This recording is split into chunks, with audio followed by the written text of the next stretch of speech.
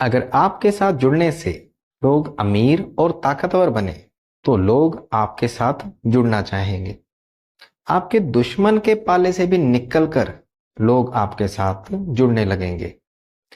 मैं पिछली ही वीडियो में ये बात कर चुका हूं कि भारत को अपनी नेबरहुड पॉलिसी को रिविजिट करने की जरूरत है, क्योंकि जब से भारत के पड़ोसी देशों में इंस्टेबिलिटी आई है तभी से ये भारत के खिलाफ किसी और देश के इन्फ्लुएंस में आकर लगातार बोल रहे हैं। और इसलिए मैंने ये कहा भी था कि भारत को अब बैकडोर डिप्लोमेसी की जगह डायरेक्ट बात करनी चाहिए, और यही चीज सामने आ भी रही है। अब भारत के विदेश मंत्री मालदीव में खुद गए हैं। वहां जाकर उन्होंने मालदीव में ये कहा कि हम चाहते हैं कि दोनों देश आपस में मिलकर रहें, और इसके साथ साथ mutual trade, development, maritime security, इन सभी मुद्दों पर बातचीत हुई। Even people to people connection को भी बढ़ाने की बात हुई।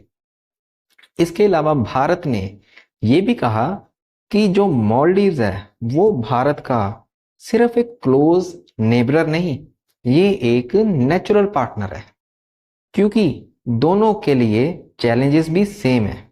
और इसलिए हमें चाहिए कि हम आपस में मिलकर चलें ताकि एक दूसरे की समस्याओं को दूर करते चलें और दोनों देश प्रॉस्पर करते चलें। और इसी वजह से मैं ये कहूंगा, क्योंकि भारत की ये एक नीति है, भारत चाहता है कि वो ग्लोबल साउथ का हेड बने। और अगर भारत को ग्लोबल साउथ का हेड बनना है तो इन सभी देशों को जो ग्लोबल साउथ में आते हैं, इन सभी देशों को ये लगना चाहिए कि भारत कितना जरूरी है उनके लिए।